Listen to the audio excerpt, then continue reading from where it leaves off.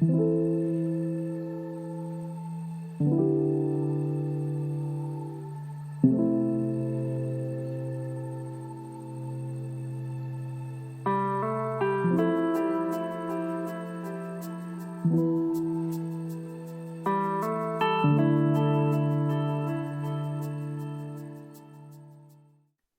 it's a pleasure to have you here, and there's a reason why you're here. We have a very important discussion. I'm Michelle Borel, and I'm in the presence of greatness. I have the honor of speaking with Father Urban Hudlin, who is a psychotherapist as well as a psychoanalyst, and is the principal consultant at Veritas Consultancy. Thank you for having me at this time to expand on what you do at Veritas Consultancy. Can you please share more with us on that? Well, thank you for being here and to accept this gracious invitation. As you said, I'm a psychoanalyst, and that simply means that psychoanalysis refers to the working and operations of the unconscious. So it is that the psychoanalyst takes time to pay attention, to listen to what is happening with people in an unconscious way. That is potent. And you said a key word, listen. Yes, listening. It is listening because it is not cognitive. When we talk about cognitive listening, you're looking for information. The psychoanalyst listens to the operations of the unconscious. What's going on beneath the surface of someone? Why is it that they do things the way they do them? Because people generally would come to someone like myself as a psychoanalyst because they're stuck. They've come to a place where they cannot continue the way they are. They know that something is amiss. They don't know what it is. And sometimes cognitively you're aware that something is not right. Yes. And you put things in place and those structures fall down. You don't know why. Because it's coming from a place that you don't know. The unconscious is a strange space, an unknown space. And because it needs to be interrogated somewhat by you, and that is only done by your speaking. You come to someone like me to speak so that I can listen. And in the midst of that listening, you say things that you aren't totally aware that you are saying. You key in on it. Yes, you're able to hear that. And not only so you hear it. You hear yourself speak about yourself. And the transformative action happens because of that. You hear you speaking about you in a way you never heard before. With what you're sharing, I think of the iceberg, and 90% is really below the surface. So that is the bulk of the work that we really do that will impact the 10%.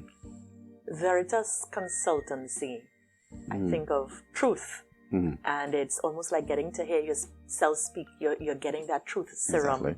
So explain exactly what a therapy session is like. Very good. You mentioned the iceberg kind of metaphor. And that's a good one because Sigmund Freud, who died in 1939, his work is one that led him to discover the unconscious in that sense. In fact, it is said that in Freud's library there were more books about archaeology than there were about psychology. Naturally, because there were not many psychology books in his time. But the human psyche is layered, you know. He aligned it to an archaeological dig. Yes. You see? And you go down to various levels. The mind is like that. There are levels and layers in our minds. And the thing is, we speak from that space unconsciously without realizing it. And so you may find that you get angry all the time. You don't know why you get so angry. And you may find that, okay, why is it that this person kind of mobilizes me, you know, into a fit of rage, you know, or someone comes in and you're totally disarmed. Why is it I just give in to this person the moment they speak to me? Although I don't want to do it, but yet I do it. What's going on there? in this iceberg metaphor you use, or the archaeological configuration, you find that there are memories that are packed together, okay? And they surface just at the moment where they are needed by you. They function in a very deliberate way. And sometimes it's for good or it's for bad. Yes. You know, so you may be displaying a particular behavior which may not be doing any good to you. You know it's not doing any good, but yet you're repeating them. Oh, that couldn't be cognitive, couldn't it? It has to be come from somewhere else. You know, and that's what in psychoanalysis you seek to do. So someone who comes to a session, it is really, first of all, realizing something's going on with me that I know needs to be dealt with. You've come to a place in your life where I don't want to live like this anymore. Right? And you may be reading books. You might be looking at all kind of video presentations. You're on TikTok, you're on Instagram, you're reading all kinds of self-help books. You're listening to other motivational speakers. It can't hold you. Because ultimately, it is a structure of your mind that dictates you. Yes. And that can only be dealt with if you are with us in a space with someone who can work through that with you. So someone then arrives and I say, okay, it's good to have you, and you're here to speak. And someone may find that very strange. Here to speak? Is that it? I'm just going to come here and speak, and that's it? Yes. Because the thing is, the unconscious is structured like a language. Okay? You speak. And you're speaking you're speaking yourself, you're speaking, and through your words, through the slip, and through the memories your words would conjure, you begin to discover things about yourself that you never heard before. This kind of work, of course, it is 1 hour, the psych hour we call it, which is about 50 minutes, 50. But also in psychoanalysis, we sometimes do what we call cut the sessions. So it may not be 50 minutes, it may be less. It would hardly ever be less than 15. But I say that because the unconscious has its own time. It doesn't work to your clock. And when there is a moment of breakthrough like that, an analyst would say, let's stop there for today. So when an analyst like yourself is able to discover a breakthrough took place, you allow the client to then hold on to that breakthrough. And you leave the room with that on your mind until the next time. That's powerful. But another thing I picked up, you mentioned words and speaking. So language is important. Yes. But just how important is it? It is the currency of this form of therapy. Yes. It is, you are a speaking subject. You speak yourself into being in many ways. The language then offers the analyst the opportunity to hear you, and you offer yourself the opportunity to hear yourself. You choose words to speak all the time. We are choosing words to speak now. Why choose this word and not that word? You know, it's that's the kind of disposition that the therapy session takes. Words are very special. You are generating them because of where you are now. They're sacred in one sense, we can say. Because you cannot say everything. And that's why in a therapy like this, psychoanalytic psychotherapy, it takes time. It cannot be done in 3 or 4 sessions. It's just not the way in which we are constructed. Through a series of experiences you have had through childhood, through the stories told by parents, by people who have shaped you, it will allow you to be in a particular way in the world. We create defenses, we construct them because we have to survive. And sometimes that can be designed in a way that can be good for the people or terrible for the people. But the thing is, you have to survive. And you may develop a very neurotic structure. You may develop an obsessional structure. Different things happen. And it's not that people are intrinsically bad. It is what environment have they been shaped in? What experiences they have encountered allows them to be shaped in a particular way. And you may find that the way in which I'm structured now, it is at odds with what is expected of me in this context. And then you say, but why is it I don't get along with anybody in my office? Why nobody likes me? You know? Why is it if I have this particular boss, it always goes badly? Well, I mean, this marriage, why is it not going well? I'm a good person, you say. Why is it not going well? So it's not always a crisis where one is lying in bed all day depressed that you end up being here. It might be simply, okay, I am an executive, okay, and I'm dealing with a number of people all over the world. I have international meetings. Why is it that when particular things emerge in that particular meeting, I do particular things repetitively, you know? And then in that repetitive state, you begin to say, well, why do I always do this? And it may work for you, it may not work for you. You may get through, but there's a whole series of casualties behind you, you know, that you do a lot of damage as you succeed, but people behind you are looking for band-aids, you know, because they're totally destroyed. Now, why is that happening? In psychoanalysis, you begin to pay attention to those patterns of your life. You know? So, as I said then, it is not only a question of people who might be in extreme psychotic states, but it is also for people who just want to be in touch with themselves.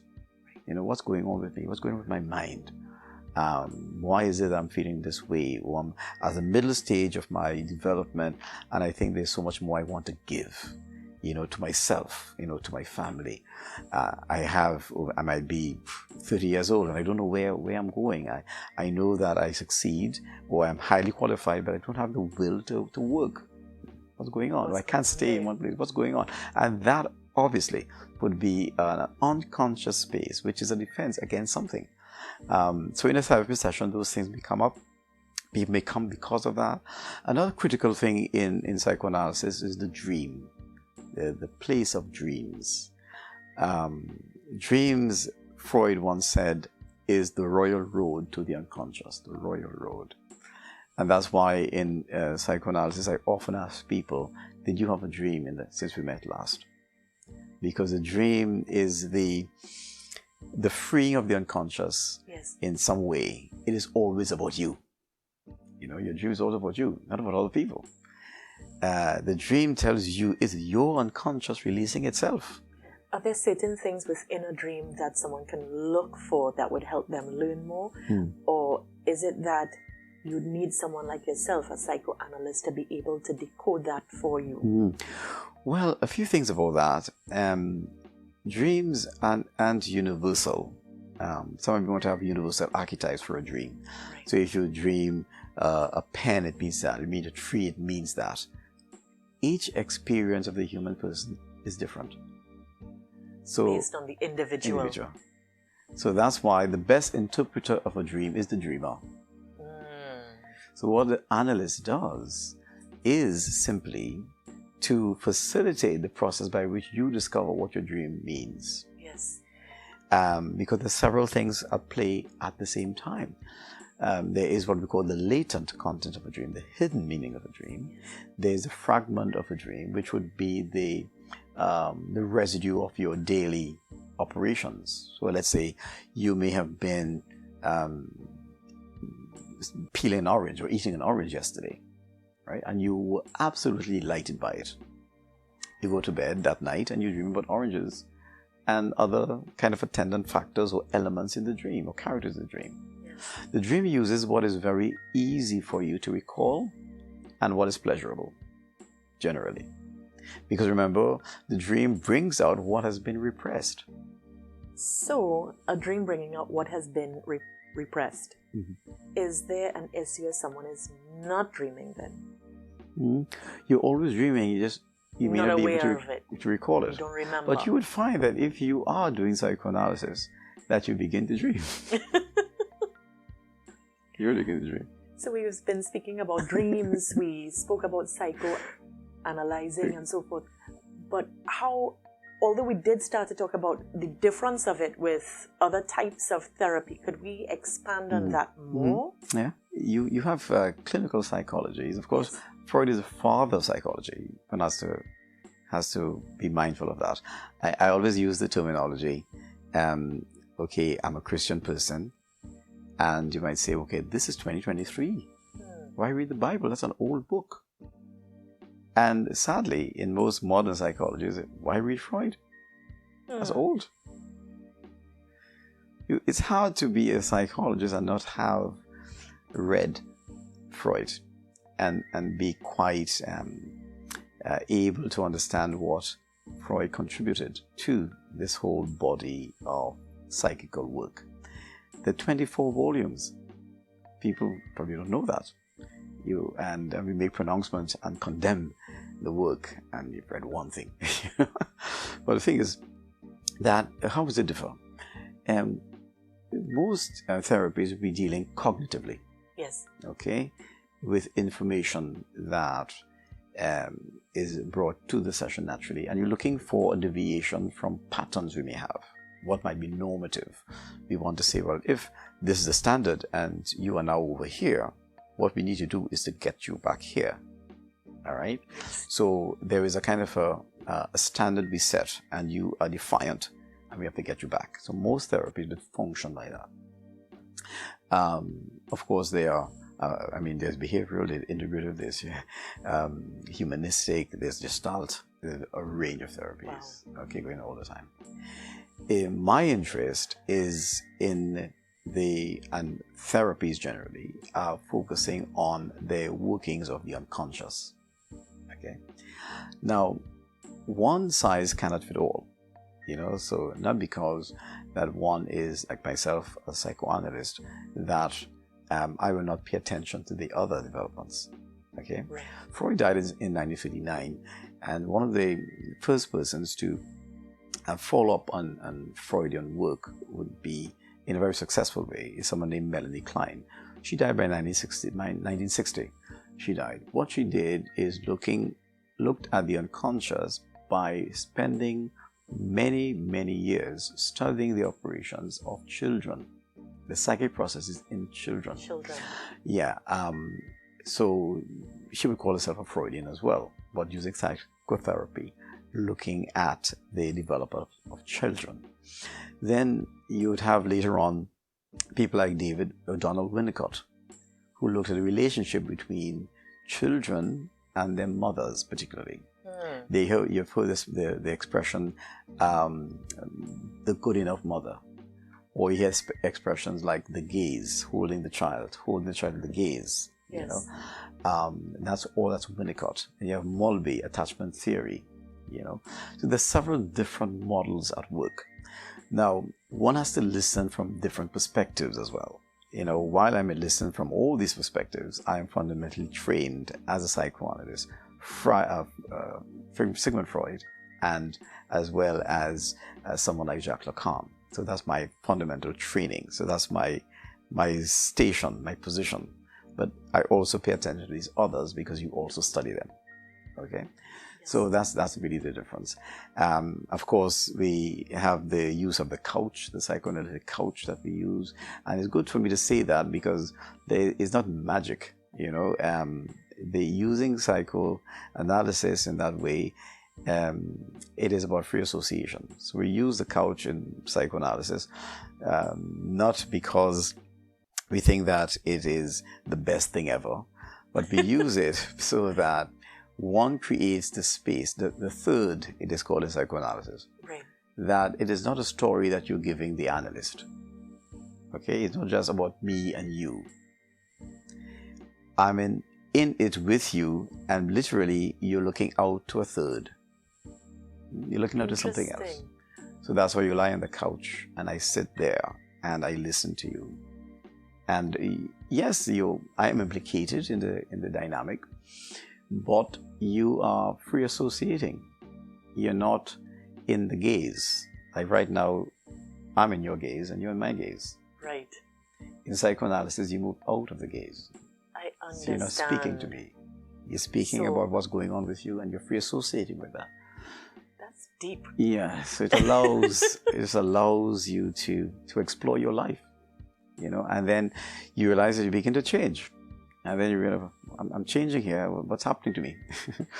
Well, you're changing. That's what's happening to you. You're being more fully alive and more fully human. and that's what it's all about. So it creates then fundamental and lasting change in your life. Right. But it takes time. In taking time, I believe, I hope I'm getting this correct, that it would have taken time for you to develop these patterns. And as you mentioned, the various perspectives in terms of some perspectives focusing on the child, how important is that? Does that inner child come up a lot within these sessions? Yeah, well, we would say there's no age to your unconscious, you see. Unconscious doesn't have an age. So we don't use the term the child within and so on. Yes. We do speak about the Oedipal drive. Oedipal comes from the Greek mythology, where there is a sense of the child's attachment to the mother, yes, or the child desiring to totally obliterate the father so the child can be with the mother exclusively. You have that. But a broad interpretation of, say, Oedipal, or what we call castration and all these other things, they can be very narrowly interpreted. So there is a cutting which has to happen in so many ways, how we relate to people. Talking about taking time, the unconscious has its own time, right?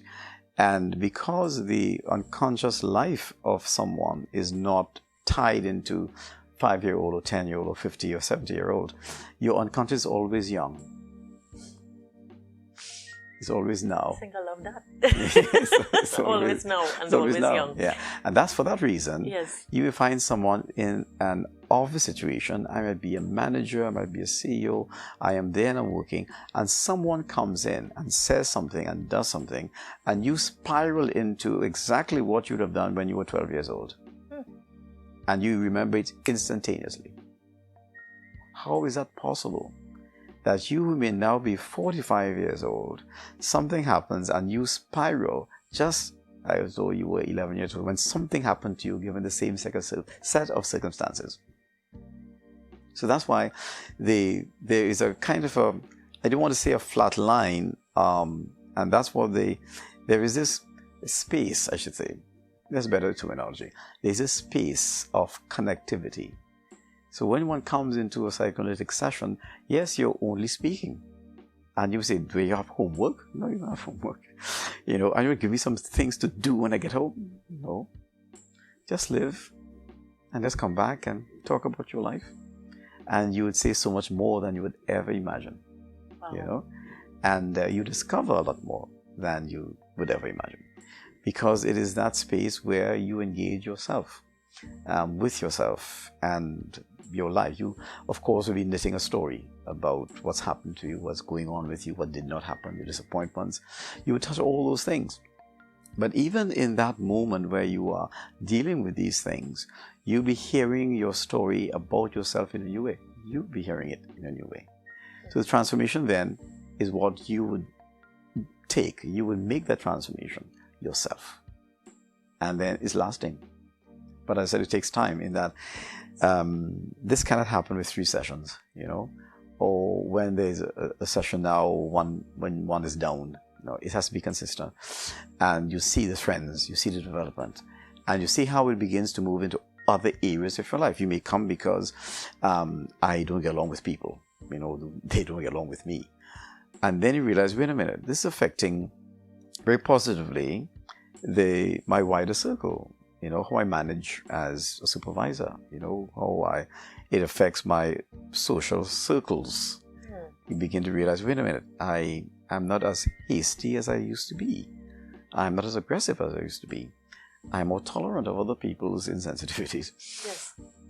So you realize that it's affecting all this. But I came because I was in a bad relationship. I broke up with my husband, or I broke up, with my girlfriend, and I came because I was totally distressed. But I realized, wait a minute, through the process of speaking initially about that, I'm able to do better in my business. How come all these things are affected? I didn't come for that. You came and you spoke about you. Your conscious is you. So as you were saying, it's the same unconscious. Basically, you're spilling into every area of your life. It's the same you wherever you go. Exactly. So you're not compartmentalized that all I have to deal with is this bad relationship that I'm fixing. Now, if one is operating on a problem-solving approach to the work, that's exactly what it will be. Yes. That has nothing to do with any other area of my life. But your unconscious is you. So it means wherever you are, that transformation is everywhere. It's you. But interestingly, although we may be speaking to ourselves on a daily basis or journaling, there's still a difference when you actually do the work yes. as a psychoanalyst, yes. Because you're paying attention. Paying attention, yes. Are you analyzing this convo? No, I'm not. I'm not analyzing you at all. Is it ever difficult to separate? What is the training to become a psychoanalyst? Okay, what's the training? What's the training? The training, in my case, I went to the University College Dublin in Ireland at the School of Medicine. And you are trained at the School of Psychotherapy at the University Hospital. And there, it takes 2 years of academic work and another 2 years of supervision work. Altogether, it's a 4-year period of training, intense training. During that time, you must be doing at least 2 days of psychotherapy yourself for the 4 years. And you must as well be supervised at least once a week for 4 years. Supervised, that would be the people you are working with as a trainee analyst. You have to be doing that for 4 years. Where once a week, a very experienced supervisor would be meeting with you. So that is the basic training. And then you are met by the board and they assess you. Remember, you would have to be, because you're going through the process yourself, at least, I did 3 days a week. And you never really stop. You don't do it and then you finish. It's continuous. So if I were to put all the years together, it means that I've been in analysis for 7 years, 3 times a week for 7 years. And now I do 1 day a week. So I've been doing this work since 2010, unbroken, up till now. Wow, interesting. Yeah. I know we spoke a lot about the individual, but psychoanalytics, does it also take place? Can you do so with groups, with businesses? Yes. You have group analytic psychotherapy as well. So that is also part of my training. Group analytic psychotherapy. So you meet in groups and you're doing the same thing. You see, in the groups, the group has its own mind, and there's a group of people with their particular unconscious functioning. So as a group analyst, what you'll be doing then is paying attention to what the dynamics of the group. And that's exactly what one takes to a company. So if you're doing a consultancy for a company, it means that you're going in there and you're applying what you do for one individual, you're doing that for the group. You're paying attention to the group.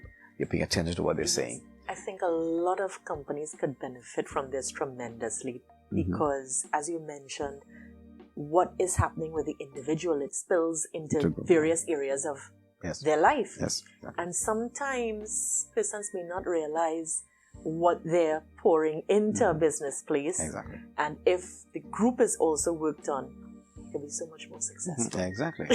Because my view is that if more leaders engage in this work, think of the impact they can have on their staff, their colleagues. If you are much better aware, alert to that whole functioning. Because so many things that we do, they're actually defenses. There's a role for it, there's a function for it.